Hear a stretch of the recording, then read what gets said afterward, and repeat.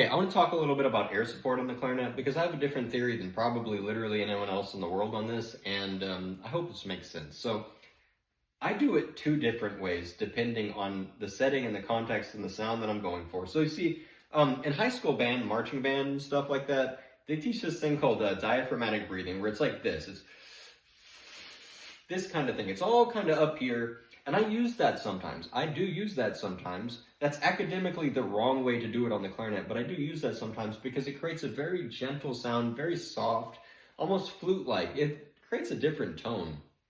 However, that's not really how you're supposed to do it, but you can do that.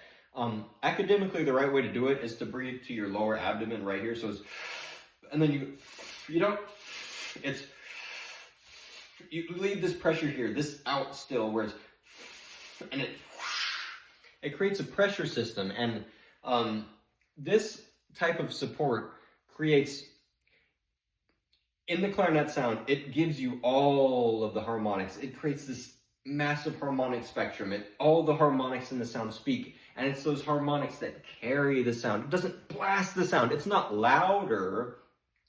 It just carries it further, okay? This is a way of thinking. You kind of got to change how you think on this stuff, okay?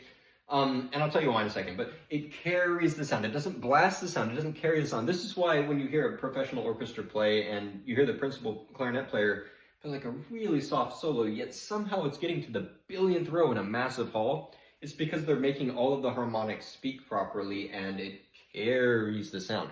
The reason I say it like carry the sound is because, you know, sometimes you'll be in studio in college and you're listening to a graduate student play and they'll like belt out an altissimo note. For some reason, they'll like belt it out. Like, just belt it out. And you're sitting there like, ah! Like I almost have to leave the room. It's just so shrill. And it's like, ah! Like, I've never heard anything like that before. Like, what's going on here? And it's like, it's not about playing loud.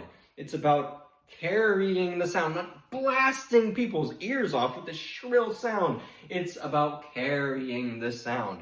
You don't need to play that loud for your sound to hit the back of the hall. It's about giving it the full range of harmonics and carrying. You don't need to play loud.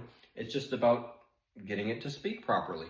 And this is a weird thing about the clarinet. This is like the only instrument that actually works like this. And so there's that. But you see, I go back and forth between these two different ways of supporting in the clarinet, here or here, depending on what I need to do. And I find that it creates a different tone. If I support here, it creates a different tone. If I support kind of more up here, it creates a completely different tone. And it depends what you're going for. And that's kind of my theory of doing it. I've never really heard anyone else say that before. So.